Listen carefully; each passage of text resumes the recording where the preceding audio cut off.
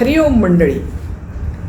शांताकारं भुजगशयनं पद्मनाभं सुरेशं विश्वाधारं गगनसदृशं मेघवर्णं शुभांगं लक्ष्मीकान्तं कमलनयनं योगिहृद्ध्यानगम्यं वंदे विष्णुं भवभयहरं सर्वलोकैकनाथं. हरि ओम.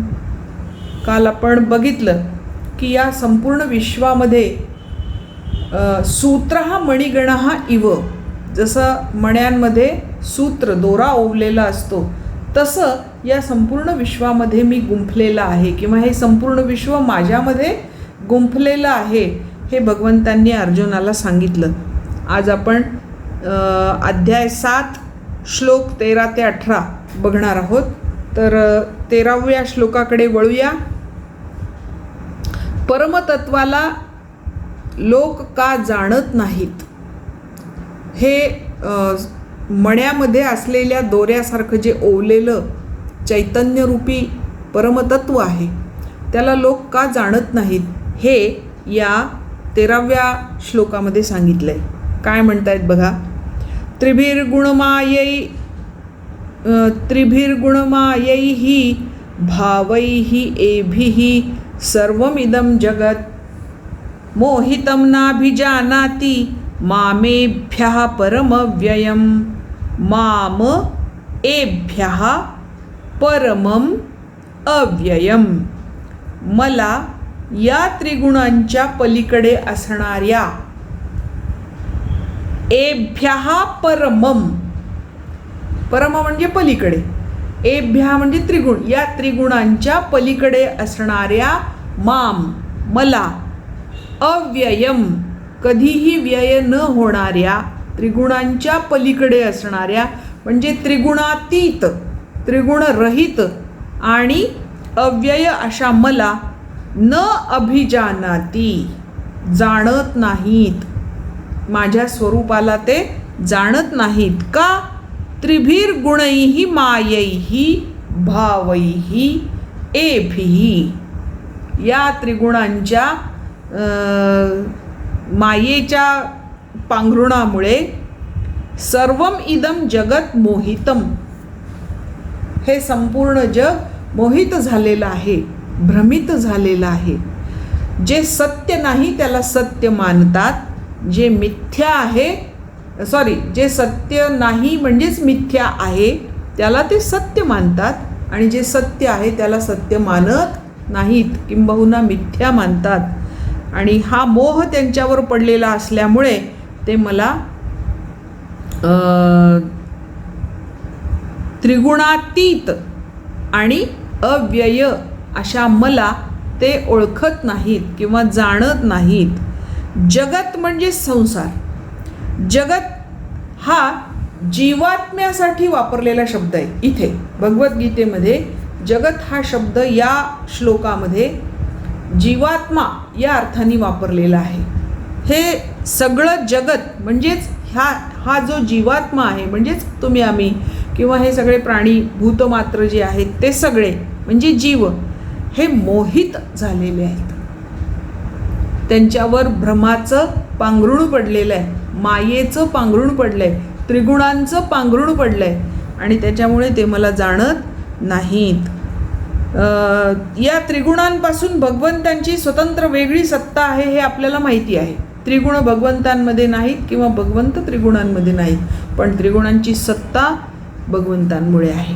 हे संपूर्ण जगत, ही सृष्टी, हे जीव, हे सगळे त्या सूत्रात्मा असलेल्या परमतत्वामुळेच चालतात हे आपल्याला माहिती आहे. आणि ज्याला हे कळतं त्याचा मोह नष्ट होतो, त्याचा भ्रम दूर होतो. त्याच्या हे लक्षात येतं की नाही जे काय आहे ते भगवंतच आहे, बाकीचं काहीही अस्तित्वामध्ये नाही, बाकीच्या कशालाही स्वतःचं स्वतंत्र अस्तित्व नाही. हे ज्याला कळतं तो मोहापासून दूर जातो. आता याच्याबद्दल ज्ञानेश्वर काय म्हणतात ते एकदा बघू.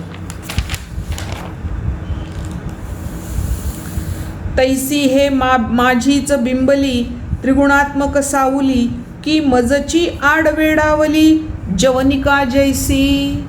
जवनिका म्हणजे पडदा, जवनिका हा संस्कृत शब्द आहे, तो यांनी इथे मराठीत घेतला आहे. जवनिका या शब्दाचा अर्थ आहे पडदा. कशाचा पडदा? तैसी हे माझीच बिंबली. ही त्रिगुणात्मक माया म्हणजे माझंच बिंब आहे. बिंब प्रतिबिंब असतं ना, तसं माझंच हे बिंब आहे. त्रिगुणात्मक सावली, जणू ती माझी त्रिगुणात्मक सावली आहे.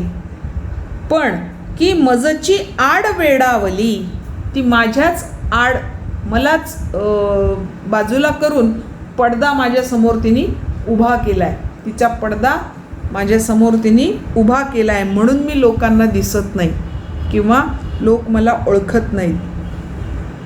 म्हणून भूते माते नेणती, म्हणूनच हे भूत मात्र मला जाणत नाहीत. माझीच परी मी नव्हती, ती माझीच आहेत सगळी भूत मात्र, पण मी ते म्हणजे मी नव्हे. जैसी जळीची जळी न विरती मुक्ता फळे, त्याला दृष्टांत दिला. हे सगळे भूत मात्र माझेच आहेत, पण ते मी नाही. ज्याप्रमाणे पाण्यातच तयार होणारा मोती हा पाण्यात मिसळत नाही, विरघळत नाही, एकजीव होत नाही.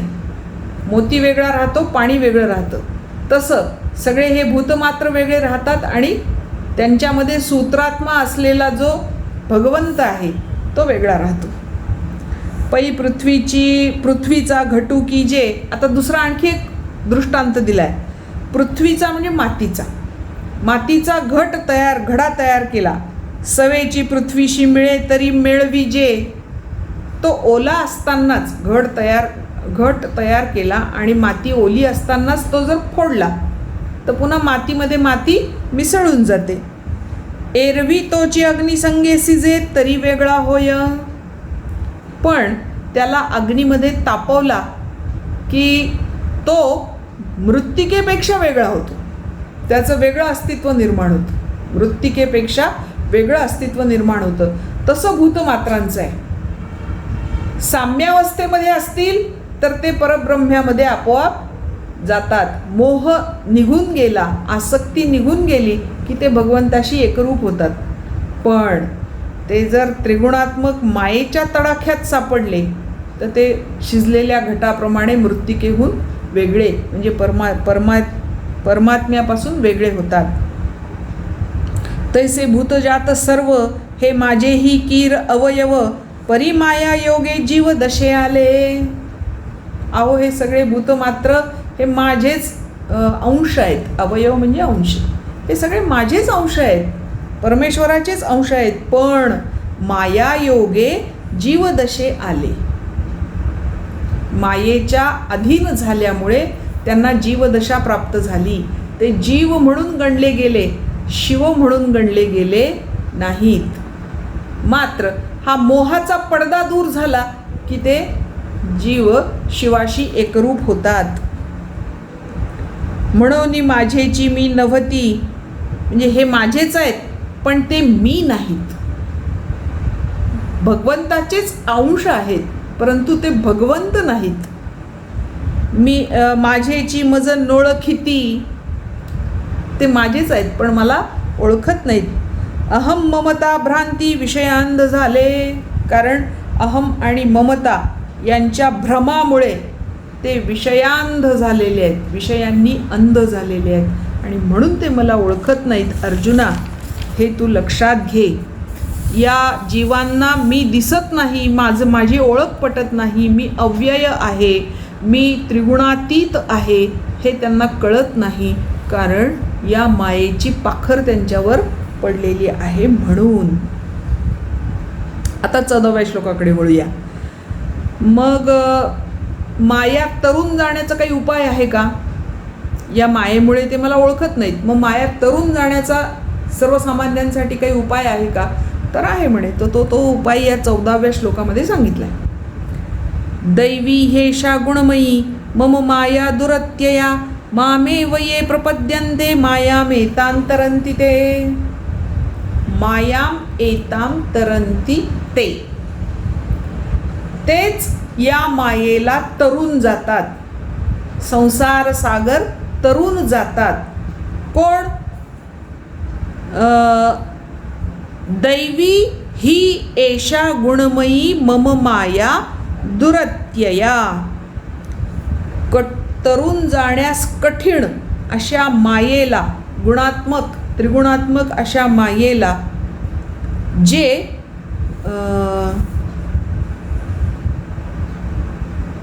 अद्भुत दैवी परमशक्तीने जाणतात, ते या मायेला तरून जातात. दुरत्यया म्हणजे तरून जाण्यास कठीण अशी ही माया ते तरून जातात, जे हिला गुणमयी आहे, त्रिगुणात्मक आहे हे जाणतात, तेच या मायेला तरून जातात. आता ही तरण्यास कठीण का आहे, तर या मायेमुळे सुखदुःख याचा भोगी मी आहे. केलेल्या कर्माचा कर्ता म्हणजे कर्ता आणि कर्तृत्व आणि भोक्तृत्व हे माणूस मानायला लागतो. त्याच चित्तवृत्तीमध्ये तो तल्लीन होतो आणि म्हणून त्याला ते ओळखत नाहीत आणि या मायेला तरून जाणं अवघड आहे असं त्यांना वाटतं. पण जे हे सगळं जाणतात त्यांना ही माया काही करू शकत नाही, ते त्या मायेला तरून जातात. आता याबद्दल ज्ञानेश्वर काय म्हणतात ते एकदा बघूया. म्हणऊ निगा पंडुसुता जैसी सकामान जिणवेची वनिता, तेवी मायामय हे सरिता न तरवे जीवा. हे मायामय सरिता न तरवे जीवा. ही मायारूप नदी, मायेचा सागर हा माणसाला तरून जाणं अवघड आहे. कशाप्रमाणे? सकामा न जिणवेची वनिता. सकामा ज्या कामांध असलेल्या, लंपट स्त्री लंपट असलेल्या माणसाला जसं आपल्या बायकोला जिंकता येत नाही, तो तिच्या अधीन असतो, त्याप्रमाणे हे सगळे जग, हे सगळे जीव या मायेच्या अधीन आहेत. कारण त्यांना तेच खरं वाटतं, ते सत्य आहे असं ते समजून चालतात आणि त्याच्यामुळे ते त्याच्यामध्येच राहतात. येथे एकची लीला तरले. या सगळ्या गोष्टींमधून तोच तरून जातो जो अनन्य भावानी, एकची अनन्य भावानी परमेश्वराला एकनिष्ठपणे भजतो, तो तरून जातो. जे सर्व भावे मज भजले. सर्व भावांनी जे माझं भजन करतात, तया ऐलची थडी सरले मायाजळ. त्यांना ऐल तीरावरच मायाजळ, मायारूपी जळ हे सोडून जातं. आपल्याला ऐल तीरावरून पैल तीरावर गेल्यावर भगवंत प्राप्ती होते. पण जे ह्या भगवंताला एकनिष्ठतेने अनन्य भावानी भजतात, त्यांना अलीकडच्या तीरावरच मायाजाळाचा स्पर्शही होत नाही, म्हणजे तिथेच त्यांना मोक्षप्राप्ती होते. जया सद्गुरू तारू पुढे. ज्यांना सद्गुरू रूपी नौका मिळाली, जे अनुभवाचे कासे गाढे, ज्यांना भगवंताची अनुभूती मिळाली, आत्मानुभूती मिळाली. जया आत्मनिवेदन तरांडे. ज्यांच्याकडे आत्मनिवेदनाचा तारू आहे. तारू म्हणजे पुन्हा तराफा किंवा नौका. हे ज्यांच्या हाती आलं ते तरून गेले, आकळले. ते त्यांच्या हाती आलं आणि ते तरून गेले. जे अहंभावाचे ओझे सांडूनी, विकल्पाच्या झुळका चुकवूनी, अनुरागाचा निरुता होऊनी पाणी ढाळू. ज्यांना अहंभावाचं ओझं झुगारून दिले, अहंकार ज्यांनी झुगारून टाकलाय, विकल्पाची झुळका चुकवूनी, विकल्पाची वारी, संकल्प विकल्पाची वारी सोडून दिली, अनुरागाचा निरुता होऊनी पाणी ढाळू. पाण्याची आसक्तीरूपी पाण्याची धार ज्यांनी सोडून दिली आणि काय केलं? ऐक्याची या उतारा, जीवशिवाच्या ऐक्याच्या उतारावरून बोधाचा जोडला तारा. आत्मबोधाकडे वेगाने धाव घेतली आणि त्याची सांगड घातली, आत्मबोधाची स्वतःशी सांगड घातली. मग निवृत्तीच्या पैलतीरात झेपावले जे, आणि तिथून निवृत्तीच्या पैलतीरावर जाण्यासाठी झेप घेतलेली आहे. ते उपरतीच्या वावी सेलत, ते वैराग्याच्या हातानी, वैराग्याच्या द्वारे, वैराग्य रूपी सपासप हात मारत. सोहम भावाचेनी थावे पेलते. सोहम भाव मनामध्ये त्याचं सामर्थ्य घेऊन तरंगत जातात. मग निघाले अनकळित निवृत्ती तटे, आणि त्यांच्याही नकळत ते निवृत्तीरूपी तीराला लागतात, पैल तीराला पोहोचतात, म्हणजे मोक्षापर्यंत पोहोचतात. कोण? ज्यांनी अहंकार सोडला, ज्यांनी आसक्ती सोडली, ज्यांनी संकल्प विकल्प सोडला, ज्यांनी अहंकाराचं ओझं झुगारून दिलं आणि मला ओळखलं, ते पैल तीराला जातात, असं इथे अर्जुनाला या श्लोकात सांगितलं आहे. पुढच्या श्लोकामध्ये म्हणजे हा उपाय सांगितला पैल तीराला जाण्याचा. आता मूढ जे असतात, ज्यांना संसारच आपला वाटतो, ते तसे का असतात त्याचं कारण या 15व्या श्लोकात सांगितलं, की आम्ही जनसामान्य लोक असे का असतो.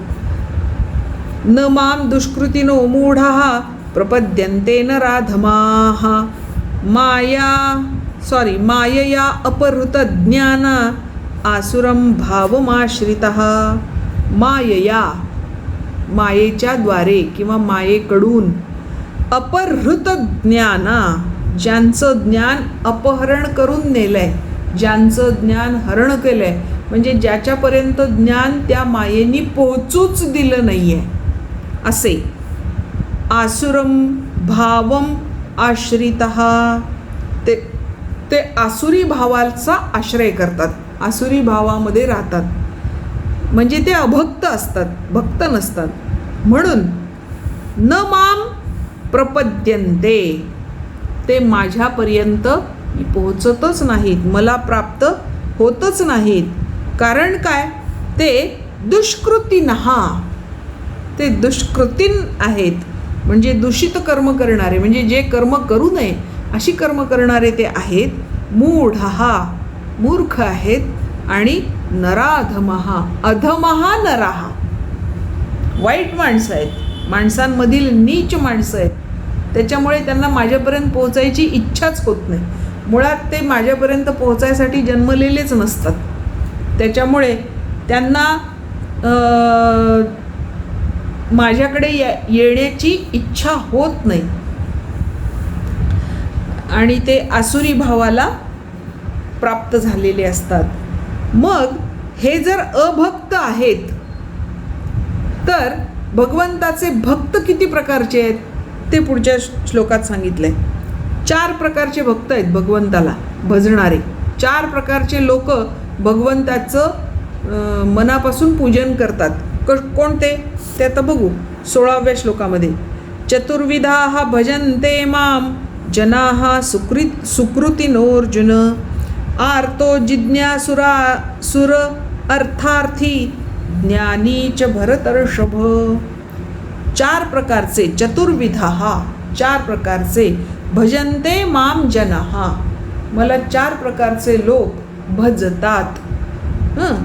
सुकृतिनः, उत्तम कर्म करणारे, असे 4 प्रकारचे लोक हे अर्जुना मला भजतात. पहिलं आर्तः, जो आर्त आहे, म्हणजे संकटग्रस्त आहे आणि त्या संकटग्रस्त झाल्यानंतर त्याला हे लक्षात आलेलं आहे की भगवंताशिवाय आता माझा त्राता कोणी नाही. भागवतामध्ये गजेंद्राची गोष्ट येते, गजेंद्र आख्यान. गजेंद्र हजारो वर्षे प्रयत्न करतो स्वतः त्या मगर मिठीतून सुटायला, पण मगर मिठी काही त्याची सुटत नाही. आणि जेव्हा त्याचे प्रयत्न थकतात तेव्हा तो आर्तपणे परमेश्वराला हाक मारतो की भगवंता, आता तुझ्याशिवाय मला दुसरा कोणी त्राता नाही, तूच आता ये आणि मला वाचव. त्याला म्हणतात आर्त, संकटग्रस्त पण भगवंताचे भक्त, सुकृतीन असे जे असतात ते भगवंताला भजतात. दुसरं कोण? जिज्ञासुहू, भगवंताला जाणण्याची इच्छा करणारे, त्यांना म्हणतात जिज्ञासू. यथार्थ रूप जाणण्याची तीव्र इच्छा त्यांच्या मनात असते आणि ते रूप जाणण्यासाठी ते भगवंताची आराधना करतात. दुसरे अर्थार्थी, अर्थी, अर्थ म्हणजे संपत्ती, अर्थी म्हणजे मागणारे, ज्यांना भगवंताकडून काही मिळवायचं असतं, वरदान घ्यायचं असतं. अर्थार्थी सांसारिक पदार्थ किंवा ऐहिक सुख उपभोग मागायचे असतात, असे लोकसुद्धा भगवंताची अनन्य भक्ती करतात आणि त्यांच्याकडे काय मागतात तर नश्वर सुख मागतात, ते त्यांचे भक्ती करतात. आणि सगळ्यात शेवटचा ज्ञानी, ज्याला आत्मज्ञान झालेलं आहे, ज्याला हे कळलेलं आहे मी जे बाहेर शोधतोय ते माझ्यामध्येच आहे, माझ्या अंतःकरणात आहे, हे ज्याला कळतं तो ज्ञानी. आणि मग त्याला एकदा ज्ञान झालं की तो त्याचंच भजन करत राहतो, इतरत्र त्याचं लक्ष जात नाही. मग आता हे झाले पहिल्या 15व्या श्लोकात आपण अभक्त कसे असतात ते पाहिलं आणि म्हणून ते भगवंताला भजत नाहीत. 16व्या श्लोकामध्ये भक्त कसा असतो, 4 प्रकारचे भक्त आणि त्यांचे ते कशासाठी भगवंताला भजतात ते पाहिलं. आता 17व्या श्लोकामध्ये हा जो शेवटचा ज्ञानी भक्त आहे त्याचं वैशिष्ट्य काय, त्याची श्रेष्ठता काय, हे 17व्या श्लोकात सांगितलं आहे. तेषां ज्ञानी नित्ययुक्तः एकभक्तिर्विशिष्यते प्रियो हि ज्ञानिनो अत्यर्थम अहम सच मम प्रियः. तेषां ज्ञानी नित्ययुक्ता एकभक्तिर्विशिष्यते. तेषां त्या 4 प्रकारच्या भक्तांमध्ये, तेषां म्हणजे त्या 4 प्रकारच्या भक्तांमध्ये ज्ञानी नित्ययुक्तः, ज्ञानी असणारा जो असतो तो नित्ययुक्त असतो, म्हणजे नित्य भगवंताला जोडलेला असतो, भगवंताशी त्याचं नित्य संधान बांधलेलं असतं. आणि एकभक्तिर्विशिष्यते, अनन्य भक्ती करणारा असतो. एकभक्ती म्हणजे अनन्य भक्ती, दुसऱ्या गोष्टी त्याच्या चित्तामध्ये येत सुद्धा नाहीत. अनन्य भक्ती करणारा नित्ययुक्त असा तो ज्ञानी असतो. प्रियो हि ज्ञानिनः अत्यर्थम, ज्ञानिनः अत्यर्थम प्रियः, असा ज्ञानी मला अतिशय प्रिय आहे. अहम सच मम प्रियः, त्याला मी प्रिय आहे आणि तो मला प्रिय असतो. असा ज्ञानी मला अत्यंत प्रिय आहे आणि त्या ज्ञानीला सुद्धा मी अत्यंत प्रिय असतो. आम्ही दोघेही परस्परांवर अनुरक्त असतो. ज्ञानी हा नित्ययुक्त एकभक्ती करणारा अतिउत्तम भक्त आहे, कारण मला तत्वतः जाणणाऱ्या ज्ञानी माणसाला मी अत्यंत प्रिय आहे आणि तो ज्ञानी माणूस मला अत्यंत प्रिय आहे. आता याच्याबद्दल ज्ञानेश्वर काय म्हणतात ते बघूया. तिथे आर्त तो आरतीचे निव्याजे, जो आर्त आहे तो संकटमुक्त होण्यासाठी, आरतीचे निव्याजे म्हणजे त्या कामासाठी, आर्तमुक्त होण्यासाठी, संकटमुक्त होण्यासाठी, दुःख निवारण होण्यासाठी भगवंताला भजतो. जिज्ञासू तो जाणावया लागी भजे, जो जिज्ञासू आहे तो ज्ञानाची लालसा असल्यामुळे भगवंताचं भजन करतो. तिजे नितेणे इच्छिजे अर्थसिद्धी, तिसरा जो आहे अर्थार्थी, तो अर्थप्राप्तीसाठी, द्रव्यप्राप्तीसाठी भगवंताला भजतो. मग चौथ्याच्या ठाई, चौथा जो आहे तो ज्ञानी, त्या चौथ्याच्या ठाई काहीच करणे नाही, त्याला काही द्यायचंही नाही, घ्यायचंही नाही, मागायचंही नाही, सांगायचंही नाही, असा तो आहे. म्हणून भक्त एक पाही ज्ञानी जो. म्हणून अर्जुना, जो ज्ञानी आहे तोच खरा भक्त आहे. जे तया ज्ञानाचे प्रकाशे, त्याच्या ज्ञानाच्या प्रकाशामुळे फिटले भेदाभेदाचे कवडसे, त्याच्या मनामध्ये भेद आणि अभेदाचा जो अंधार आहे तो नष्ट झाला. मग मीची जाहला समरसे, मग तो मलाच समरूप झाला, समरस झाला, माझ्यामध्ये मद्रूप झाला.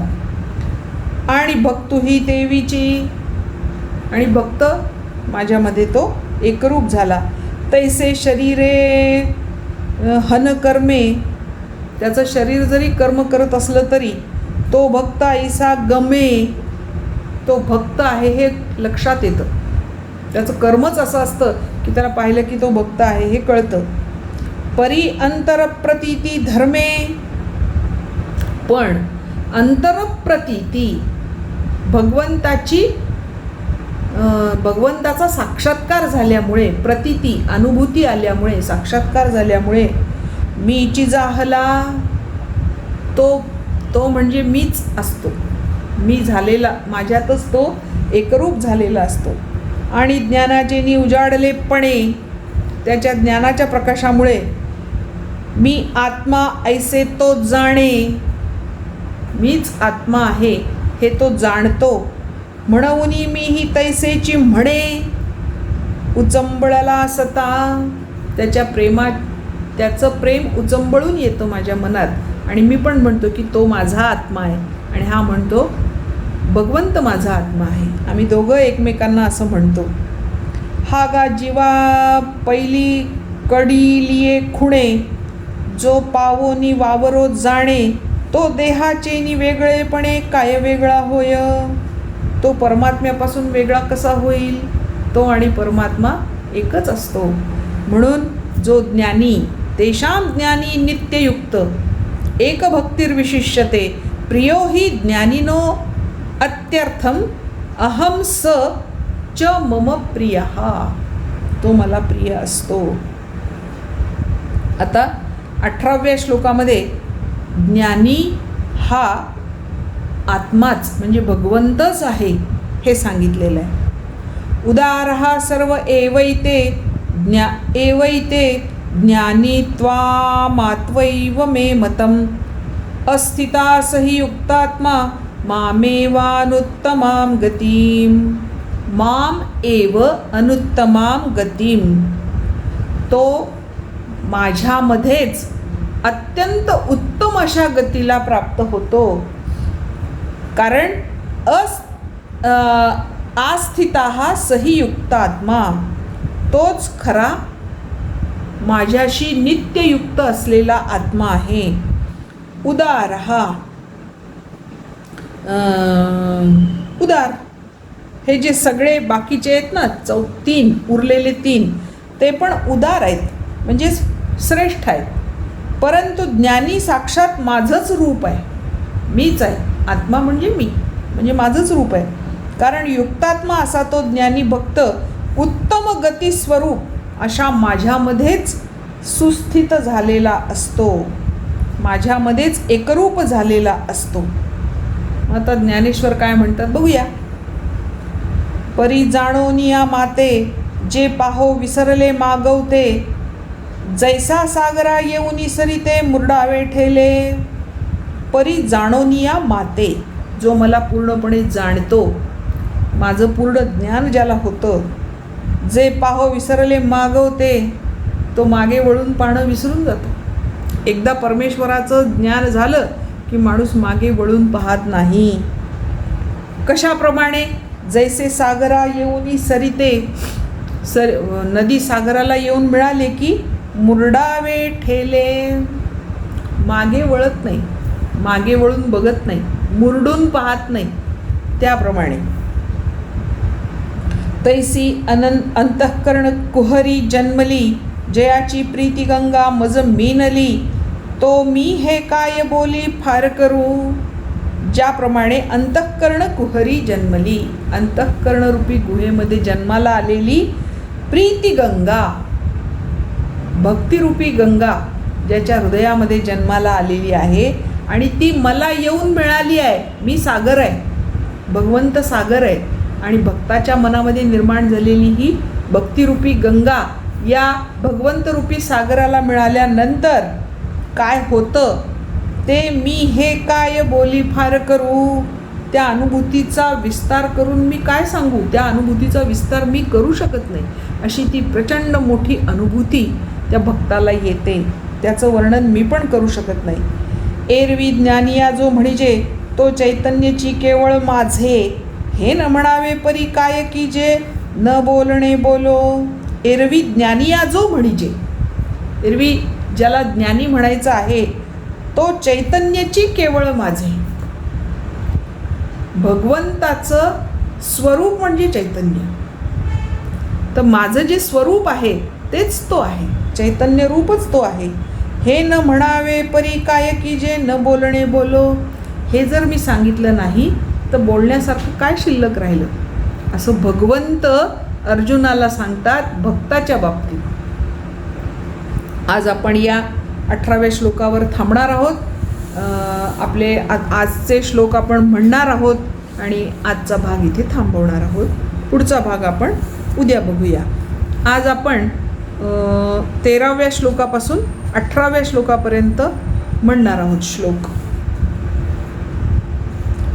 त्रिभिर्गुणमयैर्भावैः एभिः सर्वमिदं जगत् मोहितं नाभिजानाति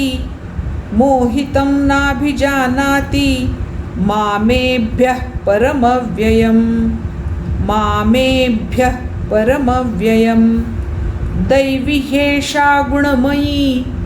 दैवी हेषा गुणमयी मम माया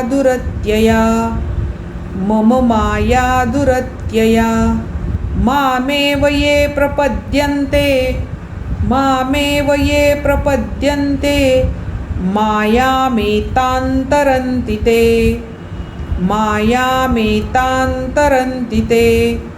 न मां दुष्कृतिनो मूढाः प्रपद्यन्ते नराधमाः. मायया परहृतज्ञान आसुरं भावमाश्रिताः. चतुर्विधा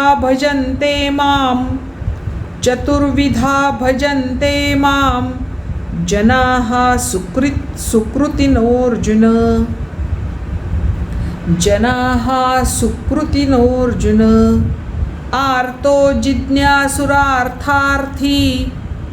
आर्तो जिज्ञासुरर्थार्थी ज्ञानी च भरतर्षभ. तेषां ज्ञानी नित्ययुक्त एकभक्तिर्विशिष्यते. प्रियो हि ज्ञानिनोत्यर्थम् अहं स च मम प्रियः. उदाराः सर्व एवैते ज्ञानी त्वात्मैव मे मतम्.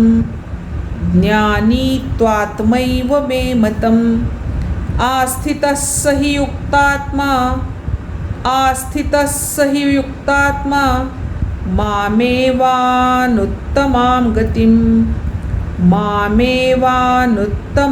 गतिम्. हरिः ओम. आज थांबूया, बाकी भाग उद्या.